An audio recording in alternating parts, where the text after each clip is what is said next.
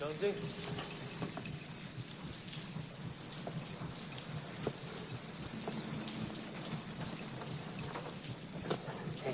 Hey, come on, Jonesy. Come on, baby. That's a kitty. That's a kitty. Come on, baby. That's a kitty. Hey, I'm not gonna hurt you. Come on.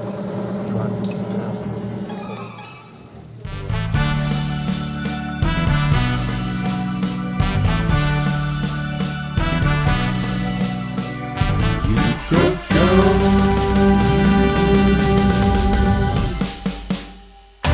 Hello and welcome back to the You Show Show. It is the show where you show things. I am Kelvin Lays McMurray and I'm joined again today by Matthew Harty. Matthew, hello and welcome back to the studio. It's good to have you here. Hello, thanks for having me back. Flew you in all the way from Canada to be part of our studio. I hope you enjoyed. Long flight. Yeah, long flight, twice in 1 week because you're a trooper. Yeah, so I forgot to mention last episode, you are the first for two categories on this show. And I forgot to mention this last episode, and I'm sorry. I'm so sorry. I've ruined everything. The first is that you are our first international guest on the show. You are our first non-American to be on the show because you are indeed Canadian. And am I your only Canadian friend? Yeah. Yeah, I mean, well, actually, yes. In terms of like true Canadian citizenship, yes, because I still know a couple people that live in Canada that I consider quasi-friends, but in terms of Canadian blood-born, yes, 100 million %. So, yeah. Excellent. And then I also forgot to mention, and I really wanted to bring this up, you are also our first celebrity on the show. Oh, man. Do you know where I'm going with this? I do know where you're going with this. And I'm really excited to talk about that aspect because that's another nerdy thing that I never get to talk about with anyone. So when we left film school, as we talked about last time, you were into audio mixing and audio editing and sound design, and you got a job and you became, and I was really jealous at the time. I'll tell you right now, I was so jealous when you told me this when I had to come back to the United States. That you got to be the voice for Little Mac, and I think it was 2006 Punch-Out for the Nintendo Wii U. Yeah, it was like, no, was it 2000? It was later than that. It was like 2008 maybe. Okay. Yeah, for Punch-Out Wii, the remake. Yeah, you were the voice of Little Mac, which I actually found some. I never played the game. I like the Punch-Out series, but I never owned a Wii or a Wii U or whatever. But yeah, you were the voice of Little Mac, which mostly consists of like grunts and like heavy breathing, if I remember. Yep, and a couple cheers. I think there might have been like one word in there. I can't remember, like yeah or haha. So how did you get into character? Tell us the story of how you fell into this character. So I was working for a studio right out of film school. I started working for a studio called Next Level Games, and for fans of Nintendo franchises, whatnot, we were a third-party developer for Nintendo, and titles that they've done. They're really well known for the Luigi's Mansion games. Now they've had a lot of success with those. We were the first one. They're known for Super Mario Soccer back in the day, and on the Wii, it was like I think it was when we did Super Mario Strikers. That was the first online competitive game for the Wii. Wow. And okay. I was an intern on that one. But anyway, I was there for a few years, and the studio Punch-Out had always been a favorite of like the directors of the studio, and because the studio had been building this or nurturing this relationship with Nintendo, they convinced Nintendo to allow them to do a remake of Punch-Out, and they were a little bit skeptical, I think, but they allowed the studio to go ahead with it, and it ended up being a top 10 game that year, I think. And I think it's still it might still be one of the best selling ones on the Wii for those years and that's cool. That time. Huh. But so anyways, it was it might have been one of the first projects I worked on out of school, and I mean, I got to contribute to a lot of aspects of the sound design for the game, including like the secret characters like Donkey Kong, and I remember doing like Aaron Ryan and Mr. Dream or Sandman or whoever it was. Mm-hmm. And in there, I also like got to do Little Mac, and I think he was originally intended not to have a voice because he obviously didn't have a voice in any of the original games. And I mean, one day I just like decided to put some in there for a little bit of extra life, and nobody called me out on it. They're just like, okay, that's awesome. And then somehow they're just like, okay, we need a little bit more. So I just ended up doing the same thing for like for all the cutscenes, and I mean they're pretty minimal, but the cutscenes like interspersed all the different fights and the circuits and whatnot, and I just added them in there, and everybody was okay with it, and apparently like I think I was like one of the favorite voice actors for Little Mac, and regrettably I've never been invited back to do it because like he's been like Smash Brothers games and like I was never invited. Because I remember when that game came out, because you were credited on IMDb. I'm in the Nintendo wiki as the official voice of Little Mac. That's so fucking cool.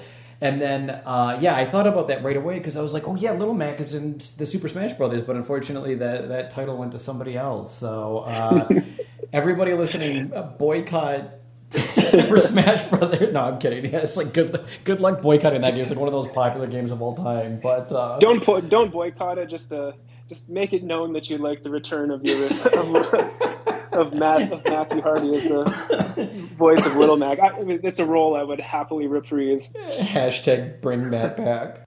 Hey, it only takes one.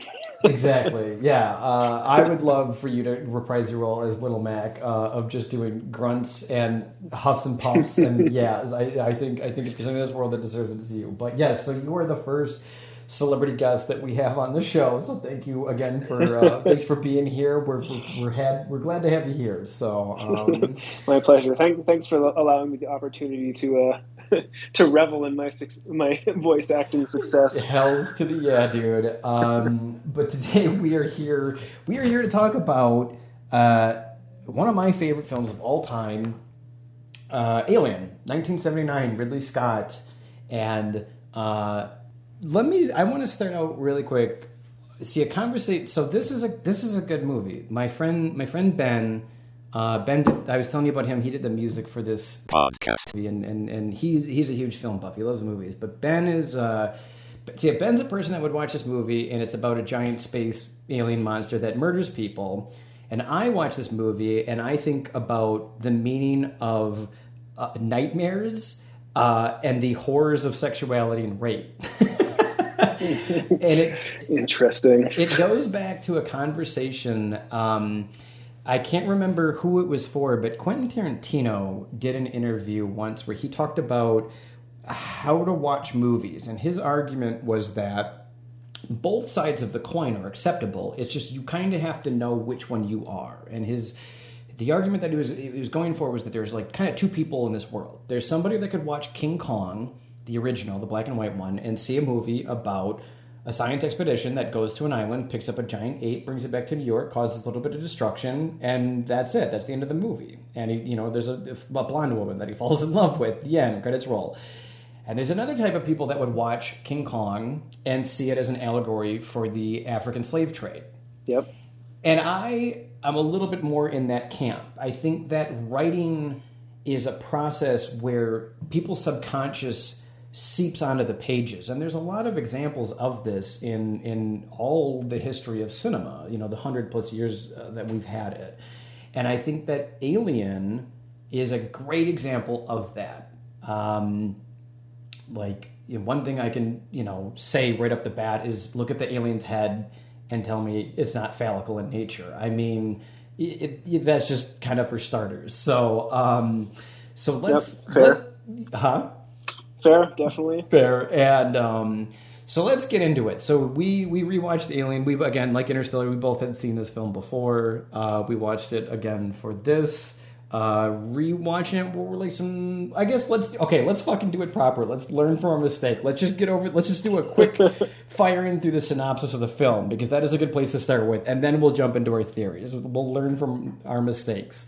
So, Alien, we'll do it together. Film crew, middle of nowhere, in the middle of space. They're effectively like I think it's like gases, right? Like they've harvested a bunch of gases on their ship, and now they're bringing the ship back to Earth. They wake up. They wake up early. They don't know it's early, but they wake up early, and they realize that they're still 10 months away from Earth, and that they have received a distress signal. So the computer woke the ship up from effectively a cryo sleep, and now they have to go explore this distress beacon that is alien in origin.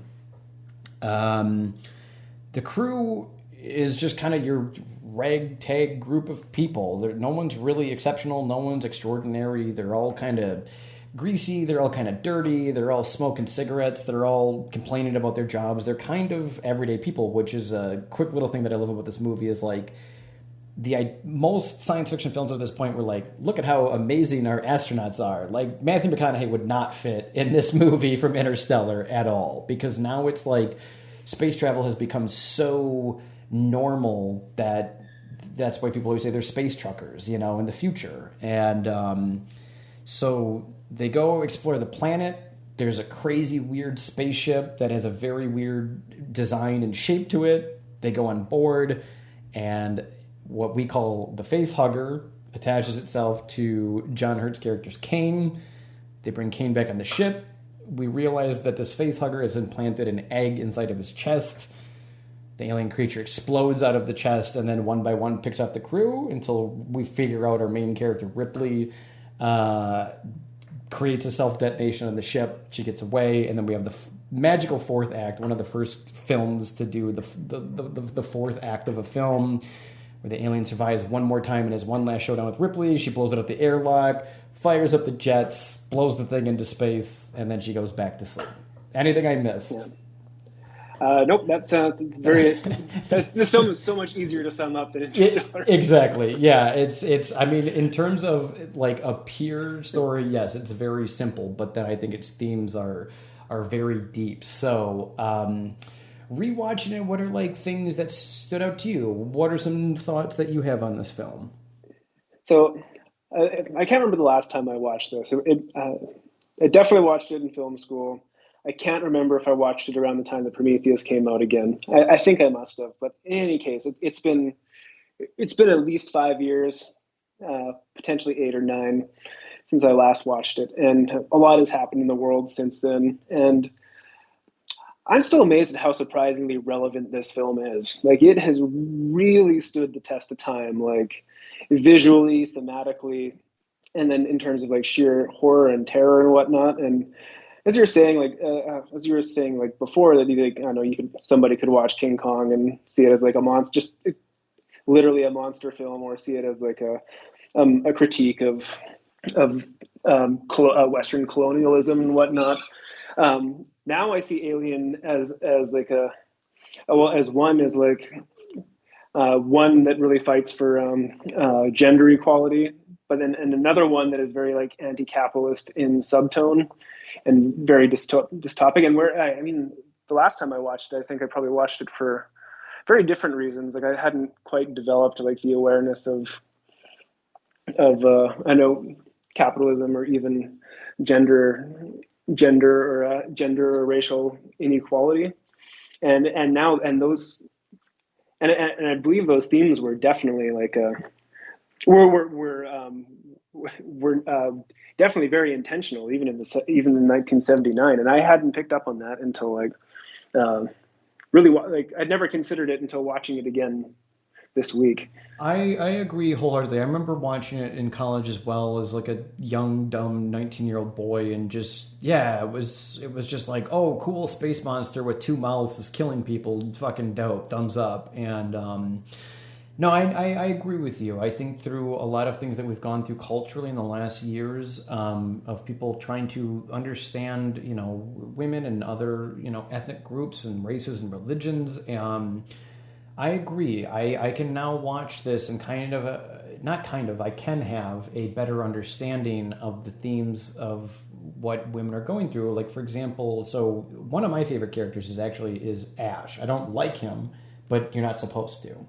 Ash is the medical science officer, and when you watch his behavior in this movie, especially that he's gonna, betray the crew. If you watch him, he's the most interesting character in the movie. Like, his eyes and how he's watching the situation and analyzing everything is all in the name of enhancing the corporation, and he's just a corporate stooge that is just there to make sure that this alien gets home safely, and that's the only thing he cares about. But you know, like when they come back to the ship and the facehugger is attached to Kane, and Ripley, Ellen Ripley, played amazingly by Sigourney Weaver, is saying we can't let him on the ship. He's contaminated and he could make it dangerous for everyone on the ship. And Ash just supersedes her order and just opens up the airlock and lets them in. And it's kind of this like, yeah, like she's a woman. I can just do this. It doesn't matter. You know what I mean? Like what is she gonna do? And it definitely goes a little bit then deeper into like the horror of like who is really the monster in this movie. Is it this alien star beast creature, or is it the people that are behind the scenes? So yep, absolutely. And there's just like Ash is, I guess we'll talk about Ash for a minute, because his character, yeah, and then like he's also an android, and so he's been programmed and then with the explicit purpose of disregarding anything else at the expense of anybody's life or orders. Yeah, and so we figure out there's one. So here's a funny thing. So the computers of the ship's name is Mother. I've always really liked that. You know, the person in charge is Mother, and that dips into some Freudian behavior of all of this, again in terms of like child parent relations. I'm just going to give everyone a warning right now. I am going to dive deep into this movie. It's one of my favorite films, and I apologize. But so we figure out that the orders from the Weyland-Yutani Corporation, who this vessel belongs to, this spaceship belongs to, has given the order to Ash that, again, the only priority is to return this alien creature back to Earth, back to Weyland-Yutani. It's speculated and it's heavily implied for their weapons division. And then we figure out, that Ash is an android. And like I said, he's this character that when you have seen the film and you know what he's going to do, just watch every scene he's in, watch his eyes and watch the way he's studying and analyzing and hiding things. Like when he's analyzing the embryo inside of Kane's chest and Ripley comes up, he turns off the TV, so she can't piece it together. And he's just this sneaky little rat in the background. And, but it's, what I always find funny too is that he's an android and he's okay with violence and he's okay with death, but he was built in the image of mankind. And that's an interesting philosophy if you think about it, because does that mean this is his interpretation of mankind, is to be able to do these things? And I think that's kind of his part of his kind of like short circuitry, because when he's beating up Ripley at one point in the film, kind of when she starts calling him on his bullshit and she figures out this order, he's kind of breaking down. And I've always felt like it's because there's this weird internal quote unquote morality inside of him that is like not computing. But then again, going into the themes of sexuality, the horrors of sexuality is that like, he tries to use a tube of a paper roll and suffocate her with it, So it's like, and there's even like, there's even images of like naked women on the wall as he's doing this. And again, it's that idea of like sexual oppression on men and women, but I think it's more felt in the women in this film than the men. Well, it's a unique film in that a woman is actually in a position of authority. Mm-hmm, exactly. Yeah. And, but that's the one thing that I love about this film, is that it was one of the first films to make a really powerful, strong woman lead, where there are issues of her being a woman that are brought up that aren't just like quickly talked about but then brushed into the rug. It's there. You feel it in the whole entire movie. And what's kind of cool with this movie too is that actually the script was written that all the characters in the movie could be played by anybody, man or woman. And I just think that they did a good job then by casting Sigourney Weaver as Ripley, as the main. Yeah. Because she does a great job. She's very believable. She's probably the most believable part in this whole movie, in my opinion. Because like, absolutely, like her responses and actions and everything, they're incredibly realistic. Yeah. And because I like Tom Skerritt, but I kind of every time I watch this, I always feel like he's kind of just phoning it in just a little bit. He's just like, yeah, I'm getting paid. I'm just here. Okay. And then Ian Holm as Ash. Yeah, he's miraculous. He's, like I said, in my opinion, I think he's like the most interesting part of this whole film. But yeah, I've always felt too, like, if you look at if you look at the shapes of everything in this world, like when they enter the derelict ship going into where the alien eggs are, like those holes in the ship that they're going in resemble a vagina very heavily. Again, we talked about the alien head. We talked about this face hugger that grabs onto you and it shoots an embryo down your throat. It's a little proboscis. Exactly, against your will, and it Yeah. impregnates you against your will, and then, again, it gives birth to this phallical-looking creature out of your chest, and it's just like, when you look at it that way, I think it's like 100 trillion times more scary, because it enters your subconscious and it stays with you. Like, this is a movie that, like, a lot of times whenever I watch it, I always end up having really peculiar dreams. Not nightmares, but, like, my dreams are always a little bit more bizarre the night that I watch this movie. Like, my dreams usually are a little bit more involved with, like, shapes and, like, blackness and, like, darkness, and that's what this film will do. It really gets under your skin in a lot of ways, and it plays really well on human anxieties, and like even the anxieties that are just ever present in our daily lives now that we're constantly confronting. Like, it's like and it makes them really scary, and I think that's what science fiction and horror do really well, is that they allow opportunities to explore these, like, prescient issues in, like, a different way, and, like, uncover, like, themes and feelings, and it's like, and they're very, like, cognizantly critiques of contemporary life and their life at the time, but using, like, just using a different medium to get at them and critique them. And I don't know about you, but I like horror movies are a hit or miss for me. Like, I don't like gory horror movies, like just gross just for the sake of being gross. So you didn't like the 6 hours of Saw? Yeah, I like the first one. I do remember liking the first one, but I remember that third one. Yeah, oh my God, I snapped a little bit. I think I died a little bit that night. But this film is like a masterclass at building dread. That's the thing that I like in horror movies, is dread, that feeling that, a lot of horror movies now are either, like gore fest and or just loud screech noises where it's like, it's not actually scary. They just startled you. And I hate that shit so much. And this movie is about dread, where, like, there's this creature right around the corner. It's dark and you don't understand it and you don't know why it's really here, and you're alone, you're vulnerable. Exactly. And that it's just like mwah. Like, are you into horror? Are you a horror buff or anything like that?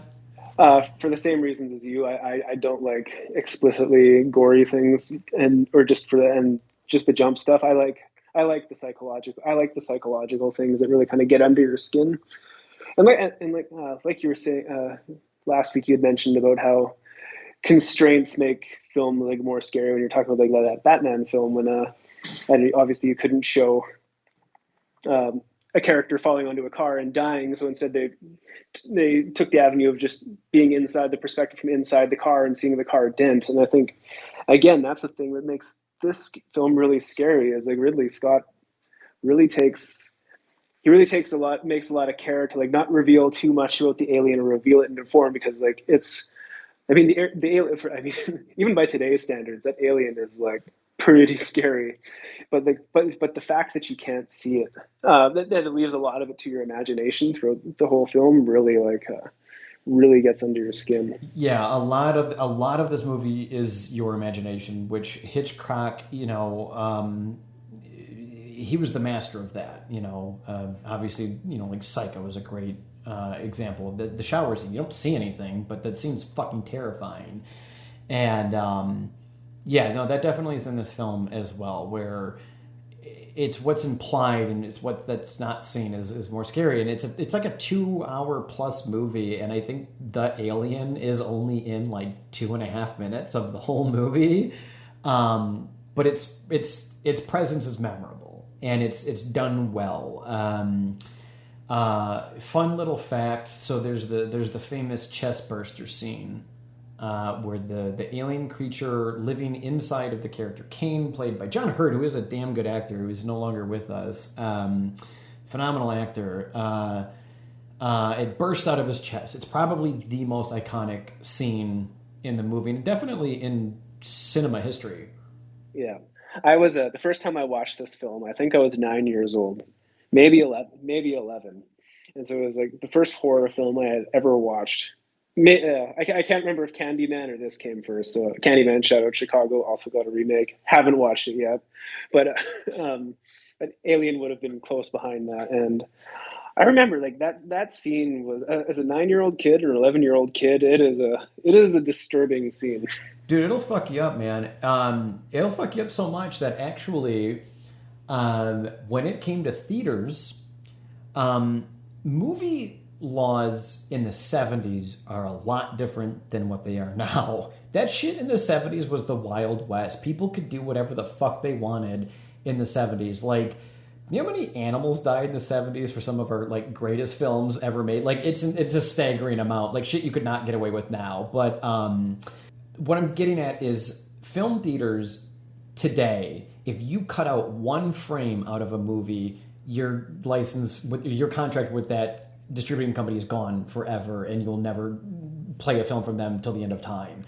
And when this film came out in 1979, people were throwing up in the audience, and theaters were losing their money. People were getting up and leaving the theater at the chest burster scene. I mean, it's that intense.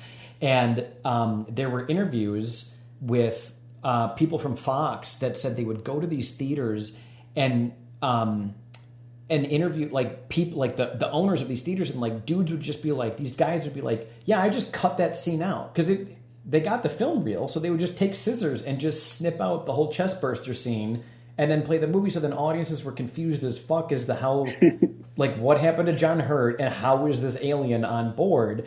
But the owners of these theaters were like, well, we need to sell popcorn and candy and make money, and your movie is not helping with that at all. Which is kind of funny, because I could not imagine watching this movie without seeing that scene. But yeah, I would say, if anything, that is the scene that will stay with you for a long, long time. It's because like if you've ever been underwater like a minute, like a few seconds too long, and you feel that pain, like, I was a swimmer when I was in high school, so that's what I think about, is like that water in your lungs feeling, and it's terrifying, and take that and multiply it by 10 trillion, and that's what this character's going through. The other thing I really appreciate about that scene is that the reactions of the actors was legitimate, because I know Ridley Scott, like everybody around the table knew something was going to happen. They knew this chest buster was going to come out of John Hurt, but nobody expected the amount of blood and guts and gore that actually like came out of him. So like like it sprayed everywhere. No one was expecting it, and like these responses were like legitimate on screen. And that like there's a super quick cutaway, to Veronica Cartwright, who plays Lambert. She gets splattered right in the face with fake blood. Yep. Right in the face, right in the eyeballs. And she throws her hands up and she is screaming, and that is 100% real, because she had no idea it was coming. And it's actually funny, if you can look it up on YouTube, the actual clip of it is she gets hit in the face, she screams, and then she actually slips on the fake blood and falls down. It's actually kind of funny, because it's just kind of comical in nature. So they cut it. I mean, they held it for literally as long as they could before they cut away from it. But a lot of those reactions, are very real. And that's another thing too that Ridley Scott did, is so he built this ship. You could walk around at the set as a real thing. And one thing that Ridley Scott wanted to do was to actually have all the actors sleep on the ship and live together during the entire production to really get that sense of like, we're crammed in this vessel together. But I think it was the insurance company was like, nope. Sleeping on a movie set with, huge megawatt lights is not a safe idea. So they did that, but they did do a lot of things where he like screwed with the actors a lot in this movie. And in like a couple interviews with Yaphet Kotto, who plays Parker, one thing was that Ridley Scott told him to always like kind of pick on and kind of make fun of Sigourney Weaver off, like when they weren't recording, like in between takes and like offset, just so they could build that tension. And it's kind of funny because later Yaphet Kotto would actually like claim that he regrets doing that because like, Sigourney Weaver's like a great person. She's like supposed to be like really friendly and really nice, and he just like kind of felt terrible for doing that. Yeah. And then he would do things like he would turn up the heat because they're already under the scrutiny of these huge lights, and they actually turned up the heat. So like a lot of that sweat in that movie, that shit's real. And it's legitimate. Like there's a scene where Parker is. He's just like, all I want to do is kill the creature, and Sigourney Weaver she just goes, will you shut up? Will you just shut up? And like, that shit's real. There was a real tension on this set, and there are people that argue that stuff like that is good because it can help get actors into character and in the scene. But then there's people that argue like it's not healthy. It's psychological abuse. Exactly. I'm not an actor nor a director, so I don't know the answer to that because I have not been in either. I'm a fucking animator who sits in a dark room by himself and nobody wants to talk to. But I mean, it's definitely a masterclass of filmmaking, and like the lighting and like the color correction in this movie. Yeah. Like one thing a lot of people talk about, I hear even in like today's like TVs and everything, like all these OLED screens are coming out and all these people are talking about how like the blacks are like really rich. The color black is just such a rich density to it. And this film, the lighting and how they pull that off is insane. Like when Tom Skerritt's character is crawling through those vents and the only light in the whole fucking room is from his flamethrower. And it looks, there's like no film grain. There's not like one dot of film grain in that whole thing. And I'm like, how the fuck did you do this? Like, this is insane. I have to go back and watch the original, because I presumably the one I watched is the digitally remastered one. And it wouldn't have that same grain as it did when I watched it on VHS when I was like 9 or 11 or however old I was. But did you watch the theatrical cut or the director's cut? Oh, I rented whatever one was on Cineplex, on the Cineplex, or on our Canadian film distributor app. Was there a scene where Ripley finds Dallas and Brett and they're being cocooned into eggs? Oh, I forgot about that. I definitely didn't watch that. Okay, then you watched the theatrical cut. Yeah, because in the director's cut, it's kind of funny because the director's cut never came out. And then they came out with Aliens, where they answered a little bit to the question of how are those eggs made with the Queen alien in Aliens, the sequel. And then the director's cut came out for, I think it was the 25th, or maybe the 25th or the 30th anniversary, something like that. And it was this really cool DVD set that came out in, I think, 2009. And that's where the director's cut came out. And it kind of fucked with the canon a little bit, because it kind of gave the idea that the alien could harvest and cocoon humans and turn them into an egg, like as an emergency situation, kind of a thing. But anyway, that's in the director's cut. But and I actually like the theatrical cut more, except in the director's cut, there's a scene where Brett goes into the room where the water's dripping from the ceiling. Mm-hmm. And there's one shot, and maybe it's in the theatrical cut, I could be wrong, but I think it's only in the director's cut, where it cuts, the film cuts up into the chains, these dangling chains from the ceiling with the water dripping, and it shows the alien, and it's curled up in a ball, and it's just swinging left to right. And like, you don't even notice it unless you know what you're looking for. You know, if it was the first time you watched the film, I don't think anyone would ever notice it. And it's like, oh. Yeah. I remember that shot, but I definitely didn't catch the alien sitting there. I knew it was up there, obviously, but it's so fucking amazing. Goddamn, just goosebumps every time I see it. I'm like, oh my god, that's the shit. So, and just really got to give credit to the actor who like wore the alien suit. It was like what was it, Bolaji Badejo? Badeo, yeah. Badejo, and he just like he really just owned the alien. It was like he brought this like elegance and grace to it that was just like that was just incredibly frightening. Yeah, I know he does a great job. There's a video on YouTube. If you're ever bored sometime, type in alien like test shots. So before the suit was made, they just built a really quick like rubber helmet in the shape of the alien head. So it's not as detailed as it is in the final movie. But I think he's just wearing like black tights, and he just walks into a room and then just squats on his knees, and it's fucking terrifying. It's not even in the movie, obviously. It was just a test screening to kind of get, you know, the suits on board that this is the guy to play the alien creature. And that's an art in of itself that I don't think a lot of people respect, is that, you know, the suited creatures of like the 80s are not done anymore, because now it's all, you know, CGI and, you know, computer animation. But like those people that wore those suits for those movies, like they did a good fucking job. Like Predator is another one that I think about, where you have to come up with like, you know, it's still acting.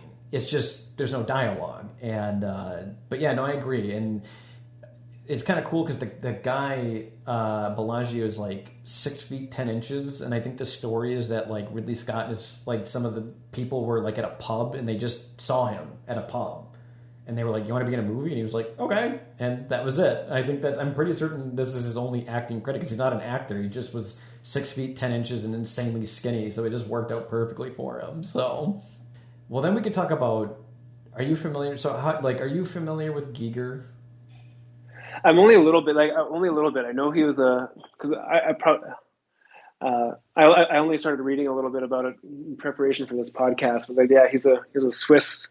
Was he an illustrator primarily? Because he created a lot of really like disturbing imagery in his day. And yeah, he has a book called the Necrocomicon, and the guy he's very interesting. But I'm just gonna be real. He's weird. I think he's weird in a good way. I say that as a positive thing. I think being weird can be good and acceptable in this lifetime. And the dude was weird.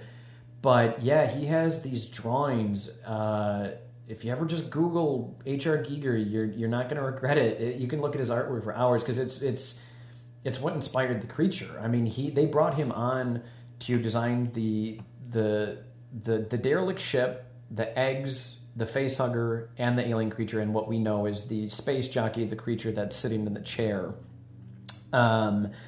He got to design it, and that's another cool aspect with this movie, is that they hired Giger to create all the alien stuff, and I'm sorry, I can't remember his name.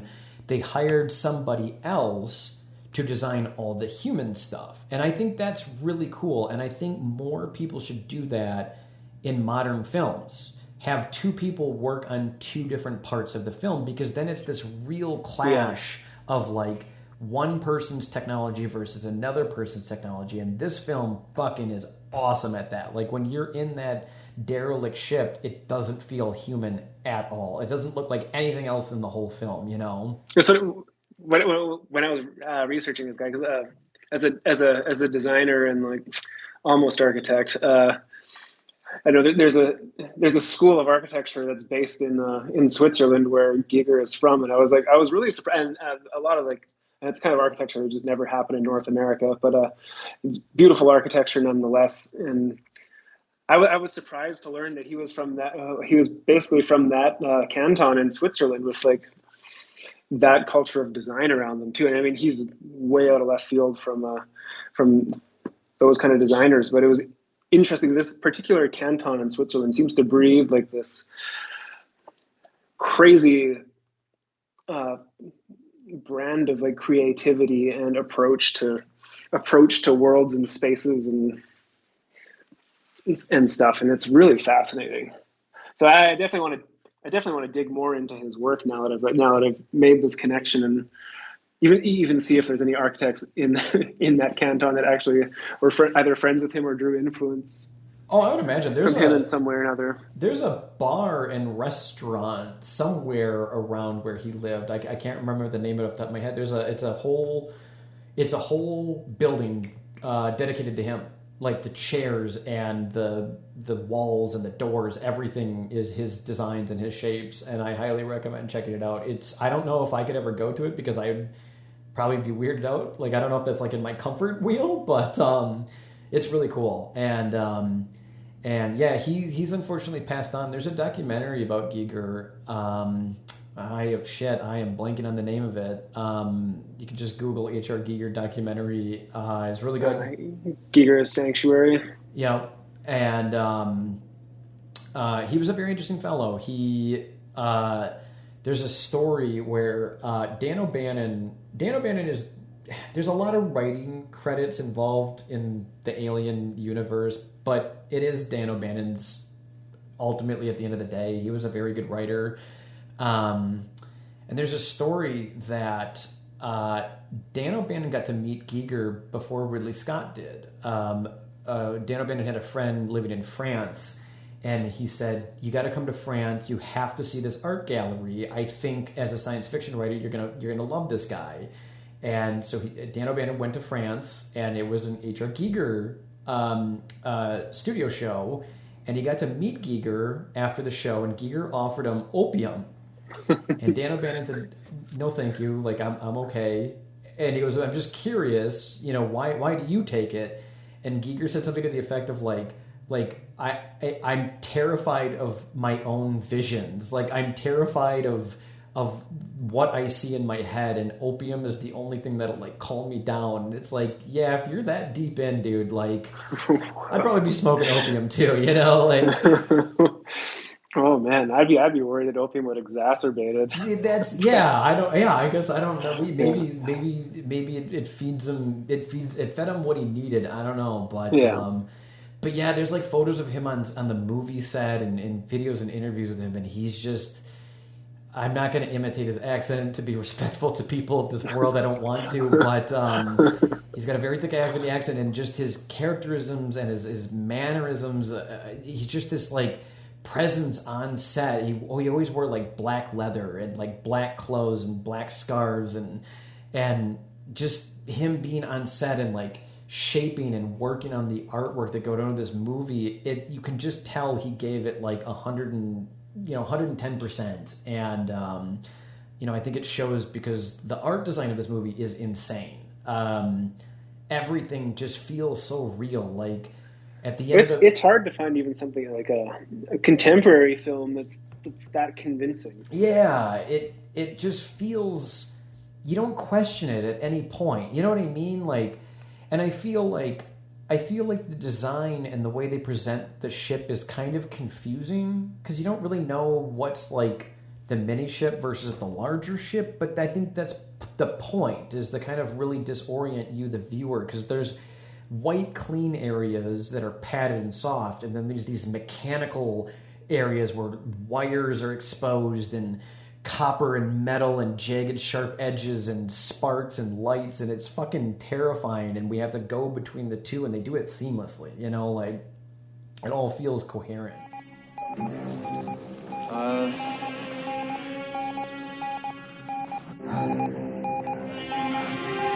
Get out of there! Don't you move! Dallas! Move, Dallas! Move, Dallas! Get out! Oh. No, not that way! The other way! God! Dallas? No. Take it easy. Dallas? So another thing going into the sexuality of it all, here we go, I'm going to be prepared, is the opening of the film. The camera is moving around the ship.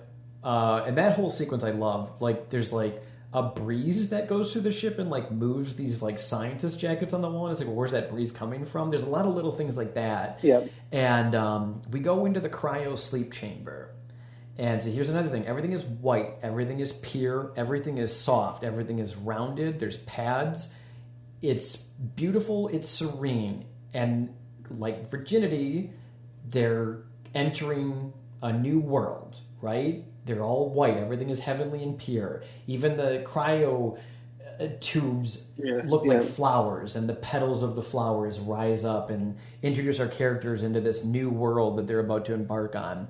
But my favorite thing in that whole scene, I don't know if you noticed this.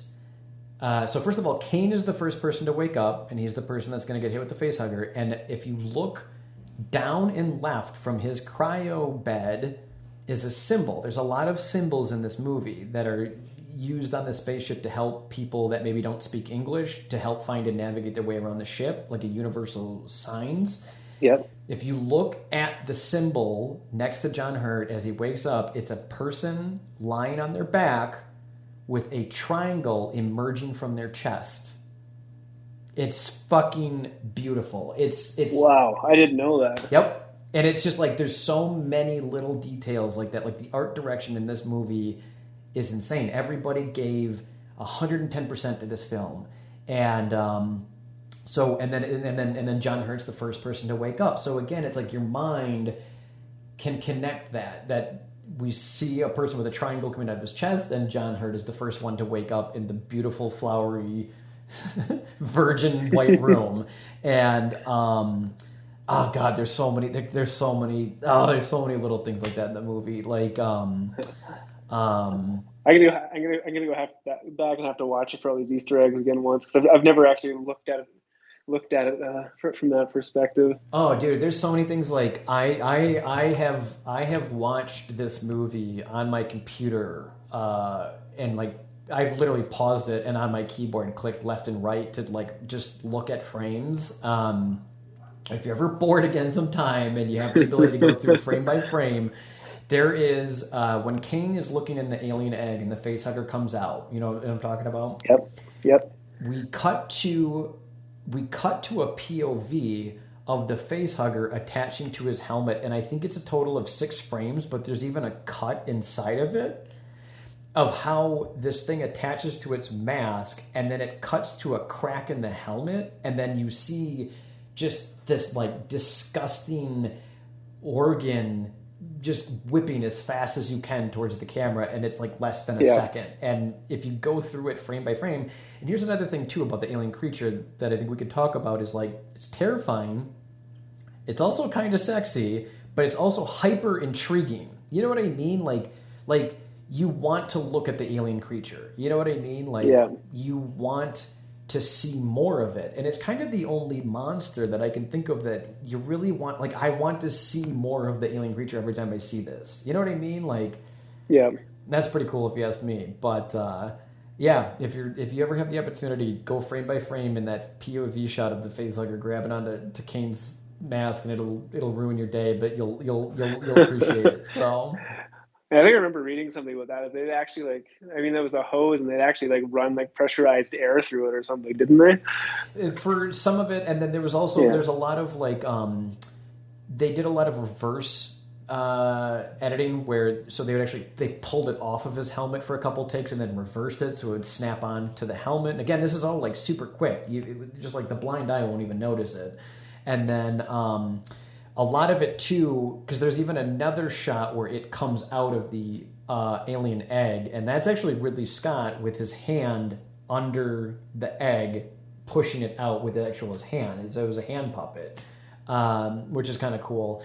And they do a lot of unique tricks. One of them, to be fair, I can't sit here and say that only good things about this movie. The worst thing of this movie is when Ash's head is on the table and it looks like this really dumb doll head, and I think it's Lambert is trying to have the head stand up right, and then it just cuts, and then there's Ian Holmes' head, and I mean you can't not miss it. It's impossible not to see it. And what I find so funny is like, couldn't you have had like one of the characters walk in front of the camera and then cut and then have them walk off the camera and then Ian Holmes' head is there? It just straight up cuts, and I've always wanted to know why. Like maybe that was literally their only option. If I had to guess and put money on it, that would be my guess, is that there was literally no other option.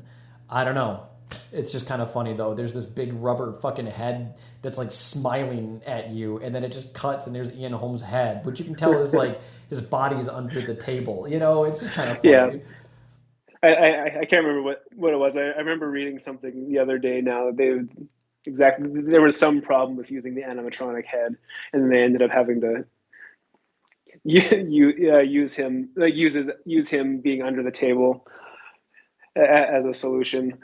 I can't remember what it was off the top of my head now, but it probably just was like robotics just weren't there yet. You know, it's 1979, but yeah.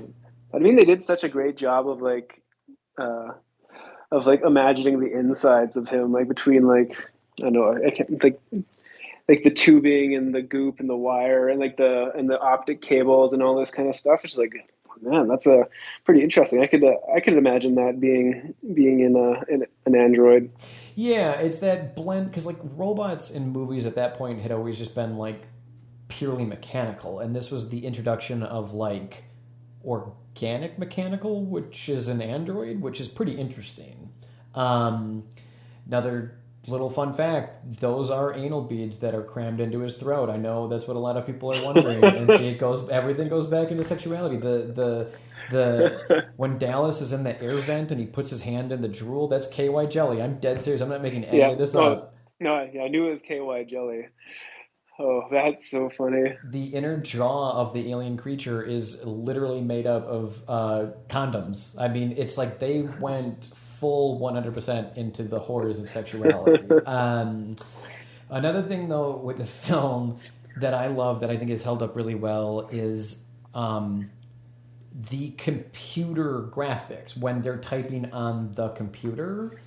Yep. There's some like vector images, some vector art that they use for like the spatial stuff, but like the numbers and the type and how it's presented, I know that sounds really small and minuscule, but I love it, and I think it's held up. I think that it still looks good today. Again, goes back into that art direction. It's fucking spot on. I always love like what people thought computers were gonna be.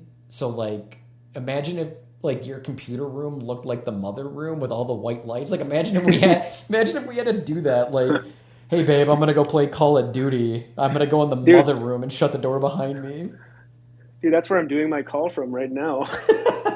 You just sitting in this white room with 8 trillion lights around you. Yeah. But yeah, back to your point about like the technology, the computer graphics in there. I think that's worth pointing out because like at the time, like it's sufficiently futuristic that it's believable, and actual technology hadn't progressed so far that seemed outdated in any way. But now, if you look at like the concept behind that kind of technology now in contemporary films hasn't made any leaps.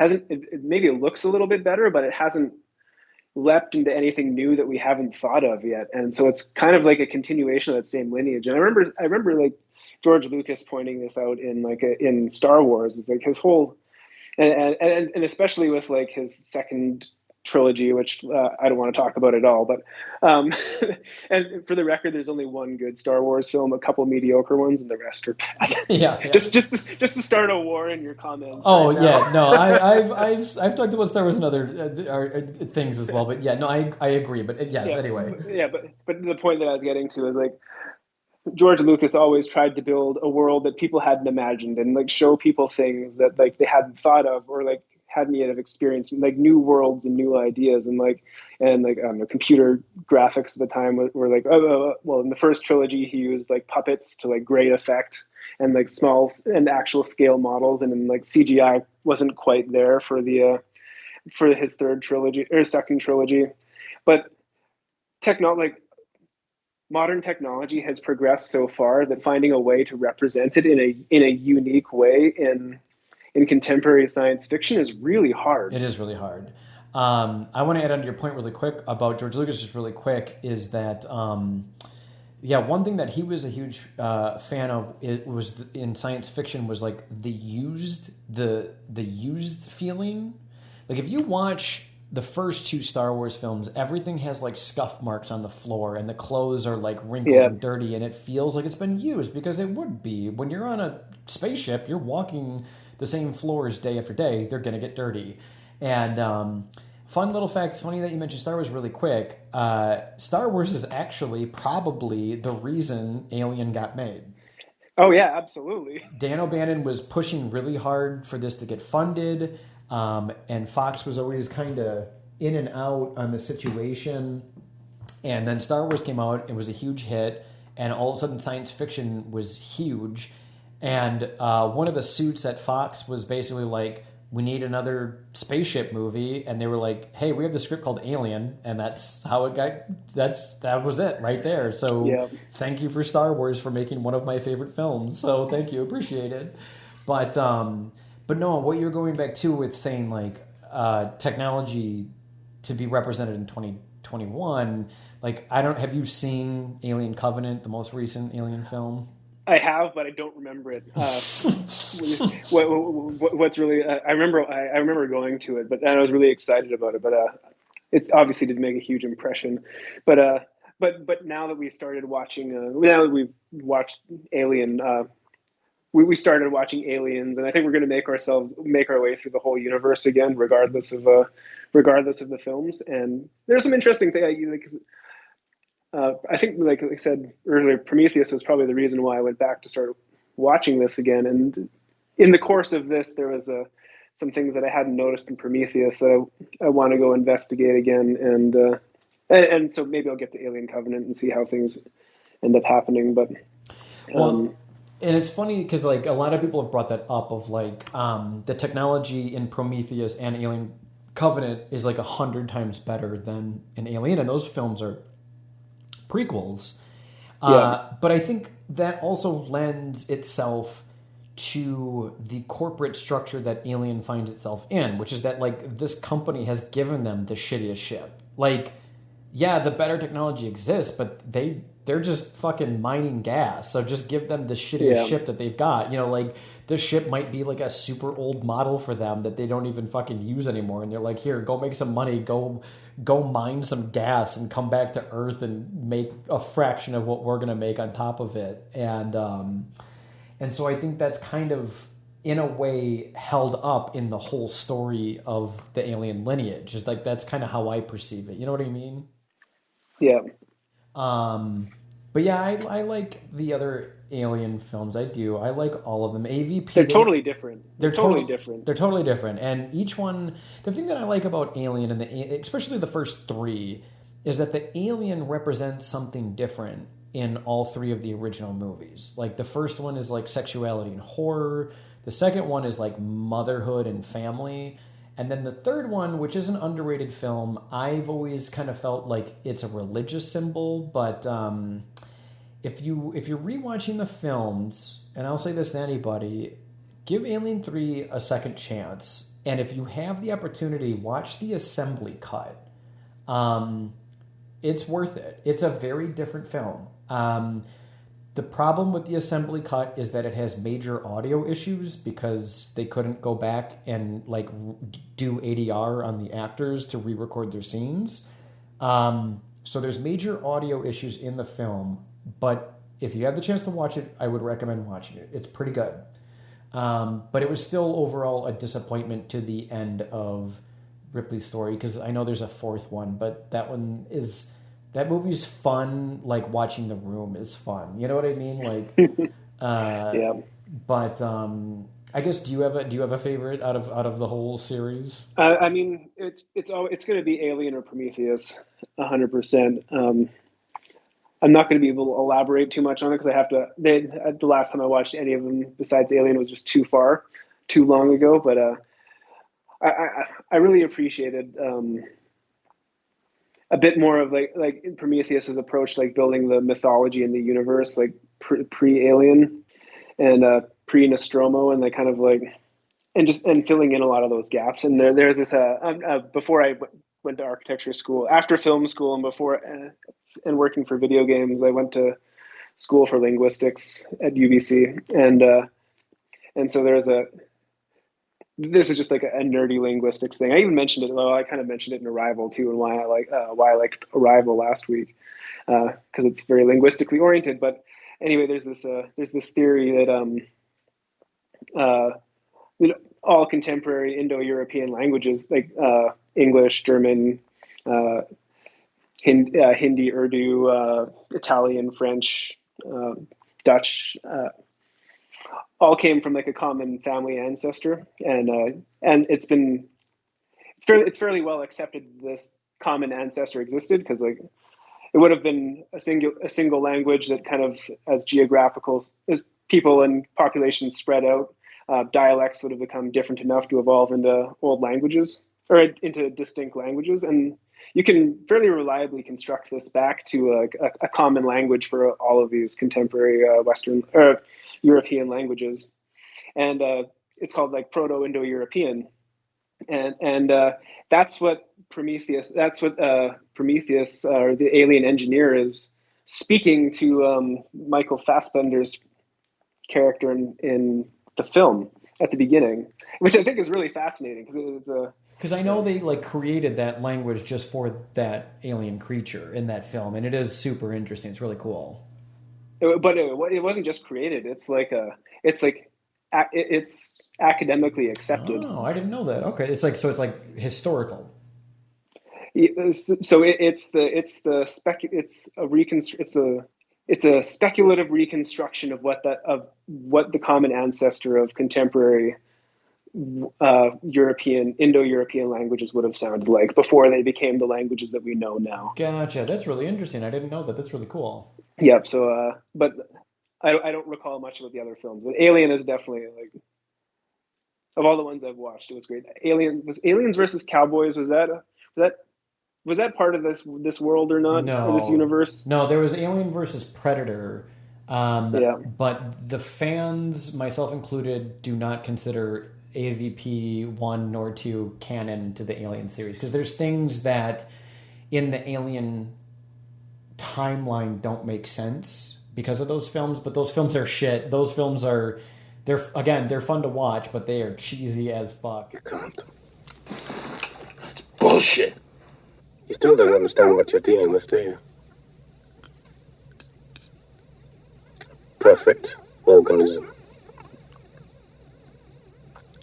Its structural perfection is matched only by its hostility. You admire it. I admire its purity. One other thing that I like in the theme then of like Prometheus and Alien is kind of, I was talking about it a little bit earlier, is like there's the causal argument, the argument of, what came first, the chicken or the egg. The argument of, where we come from. And so one thing that I like is, again, the androids in this universe have violent tendencies, but they were built in the image of man. And then man was, according to the alien lore, was built in the image then of these engineers, as we call them. That kind of has become their nickname, who then in itself are violent creatures. And I kind of like that idea where, like, if your creator is violent, again, it kind of goes back into the parenting theme as well. If your creator is violent, then violence is going to be passed on. And that, I think, then stems into the ideology of the alien creature itself. That's why these androids keep calling it the perfect organism, because it's not clouded by morality. It's just this thing that is structurally designed for survival by any means necessary. And I think that's a really cool concept, in my opinion, that, like, because the other films have explored its origins and it's built in a history of, like, violence and angry people. And I think that's kind of cool. Like, a lot of movies, especially horror movies, are like, it's a demon and that's why it's so angry, but this has like a little bit of a scientific explanation. Not one that everybody agrees with, because I know a lot of fans are not happy with the modern movies, and I can understand why, but I like them still. I think they're fun. They're you want to get into some real cheese and ham of the Alien franchise, read some of the modern comic books, because I don't know if you know this, but Disney owns Alien now.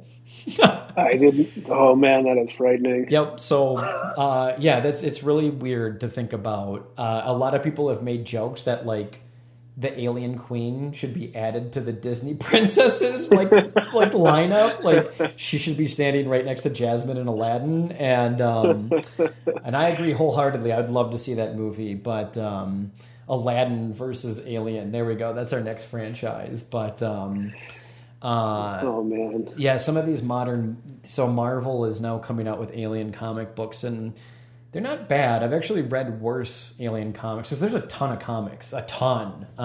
Some of them are pretty good, some of them are really bad, and these new ones they're kind of cheesy. They just keep like making references to Aliens because that's like the fan favorite movie, but it doesn't make sense contextually.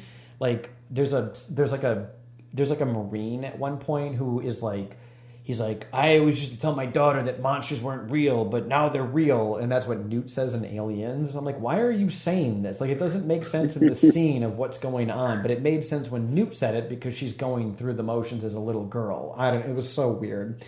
But yeah, anyway, Alien. I think one other thing that I wanted to just touch on really quick, and then we're done with it, is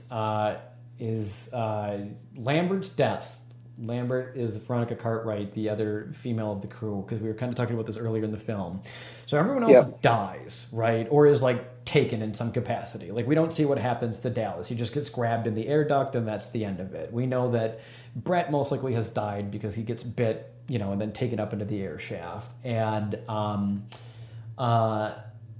but Veronica Cartwright's death, and this is what I was talking about earlier, the themes of like the horrors of sexuality. Her character, if you watch the movie, the alien is like standing in front of her.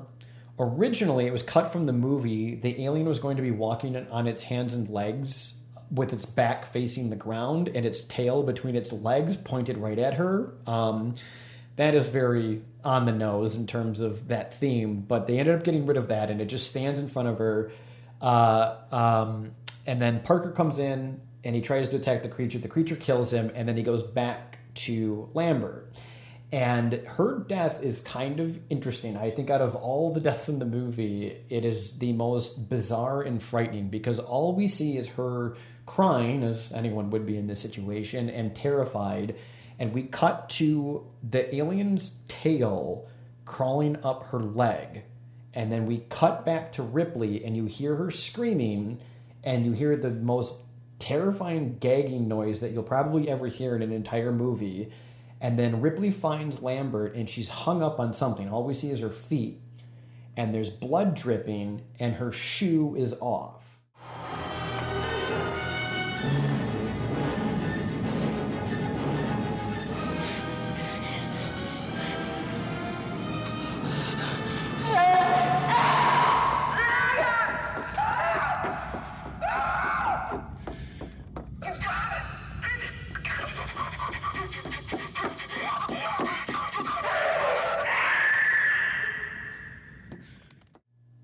And this is kind of what I'm talking about, again, like the themes of the horrors of sexuality and rape, because it's like, what did the alien do to her? Right. Just something to think about as you can ponder, because I don't want to get into it because that's not what I'm here for. But I think that I have an answer in my head, and I think that the film, when you notice it, it's something that upon your next viewing, I would suggest anyone to just seriously take a minute to think about, because I think it's interesting. I'm not saying it's great. I'm just saying it's interesting. And it's definitely, I think that, and the whole movie to me is probably like the most terrifying thing. You know what I mean? Like, yeah, it's pretty grotesque, but I think that's, again, like in terms of horror, see, that is more dreadful and terrifying than the spooky spider clown of It Chapter 2 chasing Bill Hader around making jokes. You can't hold some of these modern day horror films. You can't hold a light to Alien. It's a great film.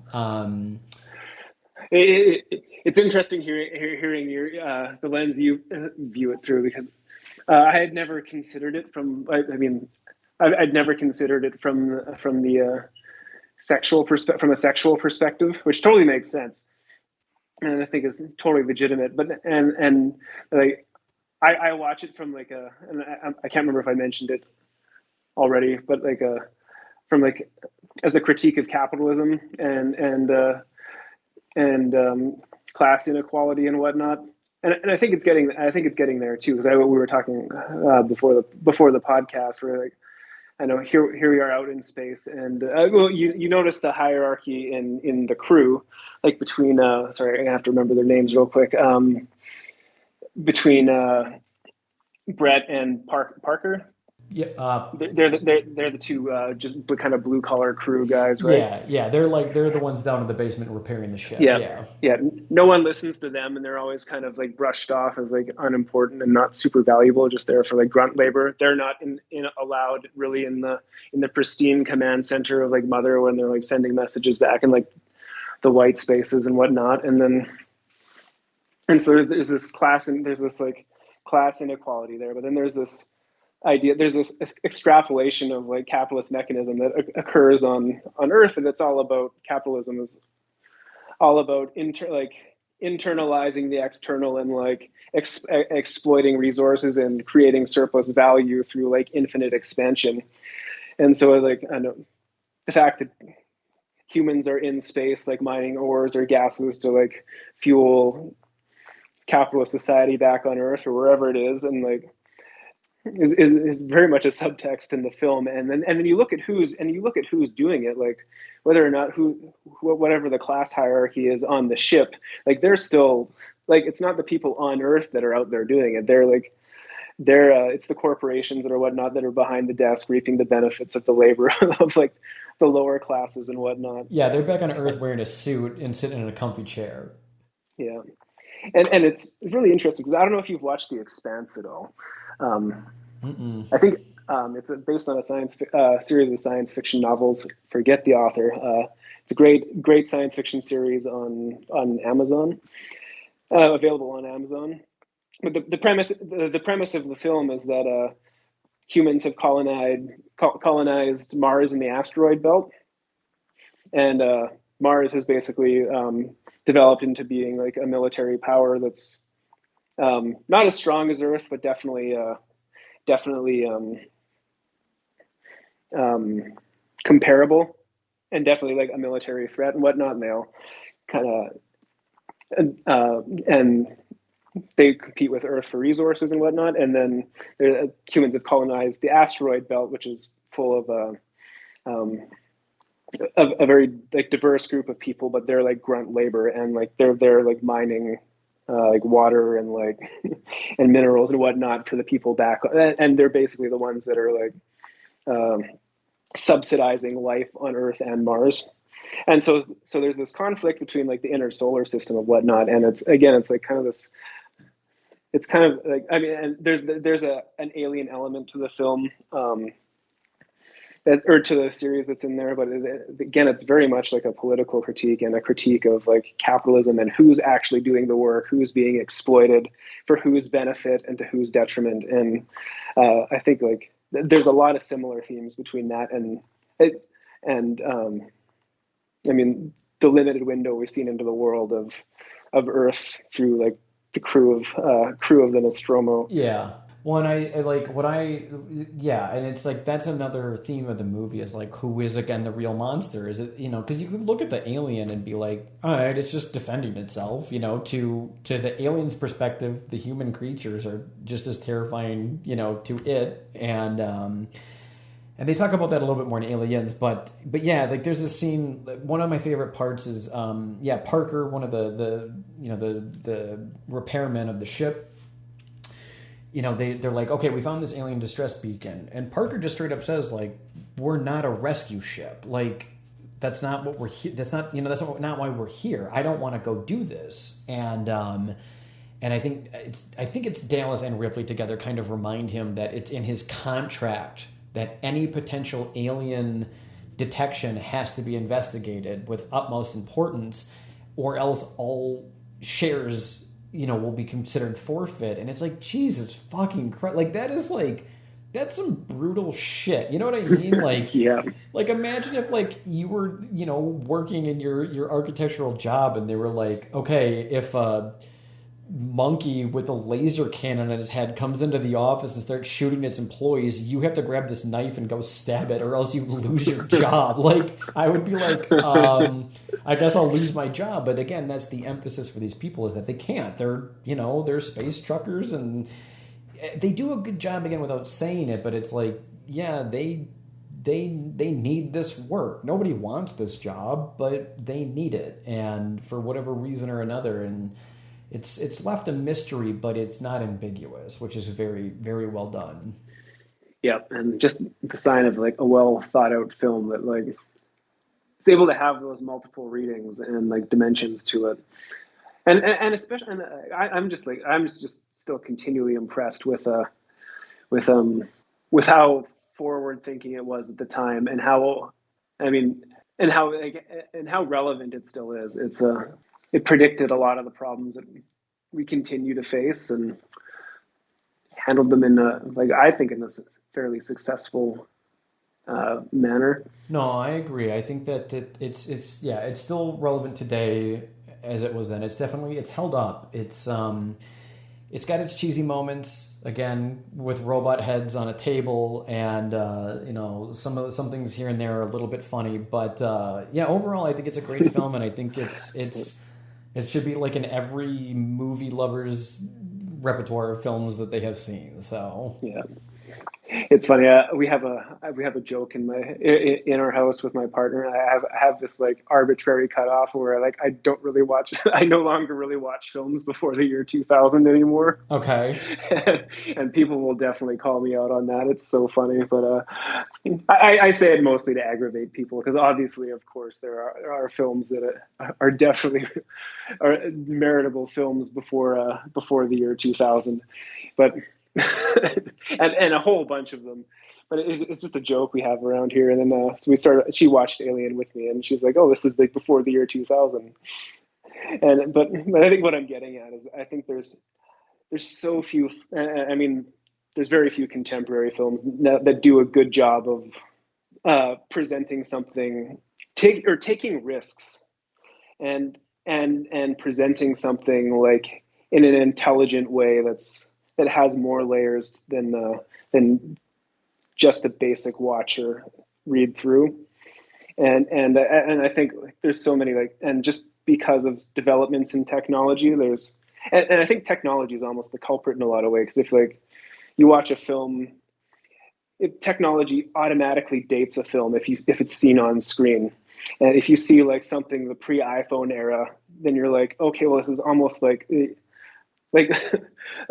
this is a terrible example, but it's the first one that comes to mind. Is that film like a phone booth with Colin Farrell? I don't think I've seen that. Oh, I mean, I'm not recommending it in any means, okay. but he's basically held hostage by via a phone. Because, I can't remember why exactly, but my point is that it gets so dated because that technology isn't relevant anymore. Mm-hmm. Yeah, there's people today that are like, "What's a phone booth?" Yeah. And I mean, if it's a period piece, great. But if you're trying to make a point about contemporary society or giving a critique of life in a certain period of time, you don't want to be distracted by technological things that don't fit into the world. And I think that's what Alien does really well. Is it predicted accurately, and but like we said before, modern representations of it haven't really developed super far beyond that. Yeah. And it's intertwined with the art direction so well that it's not hyper noticeable. It's passable. I think people will notice it, but I think that it works, and I think it holds up. I think, like you were saying too, it's like a film that is relevant today as it was back then, and I think it.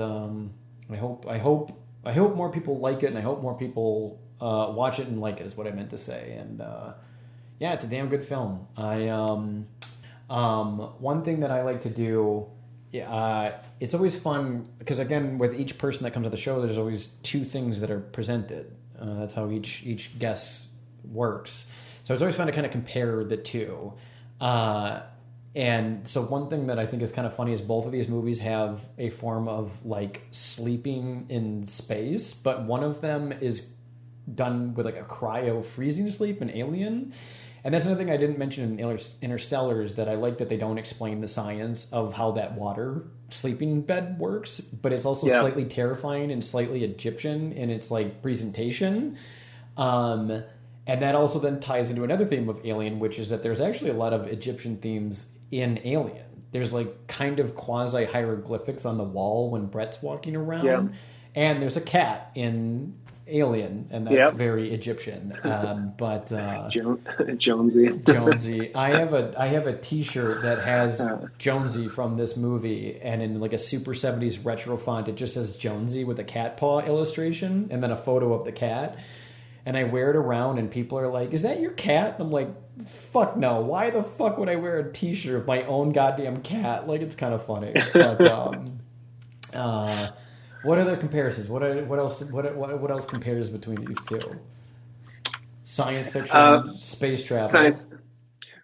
One thing we talked about in Interstellar is like both films have like a very explicit moment where the stakes get very real. Mm-hmm, yeah.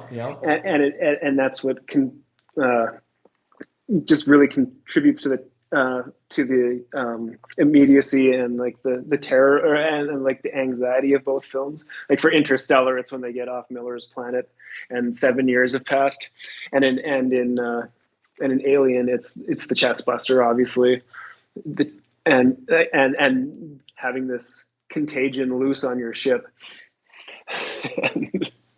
And so like they're different moments, but I think that's something that a lot of effective films really, a lot of less effective films miss is they struggle to find a way to make the stakes real and relatable.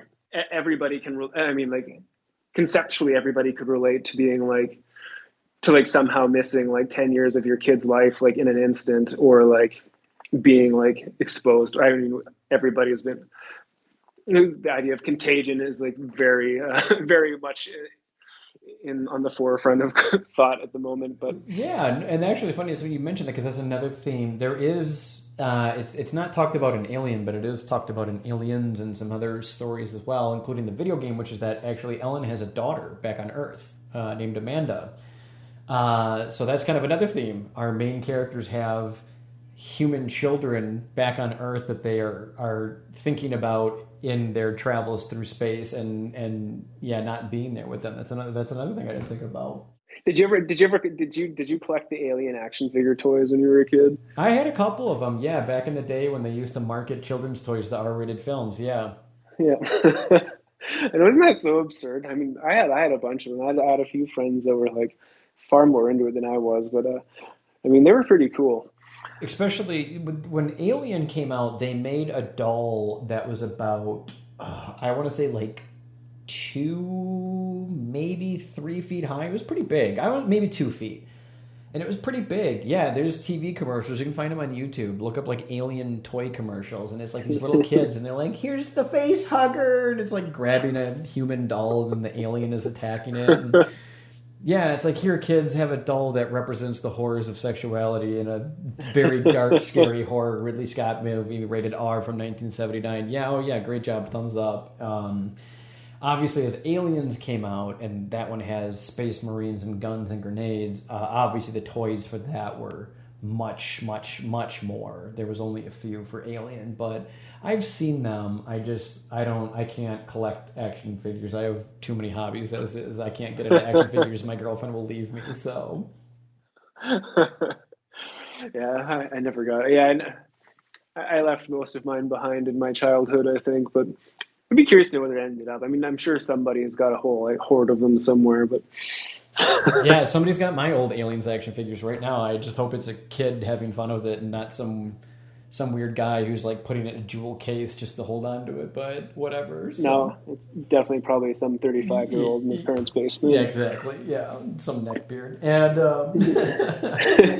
I also forgot to do this last episode. So, as my friend Janine would say, alien, no thank you.